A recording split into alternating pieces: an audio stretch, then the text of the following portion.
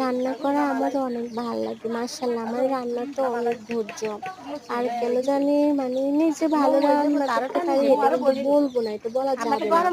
মানে মোটামুটি পারি। আর সবাই বলে মানে রান্না ভালো হইছে, মানে খাইতে অনেক মজা হইছে। তো এটা শোনার পরে মনে হয় যে আমার রান্নাটার সার্থকতা পেয়েছি।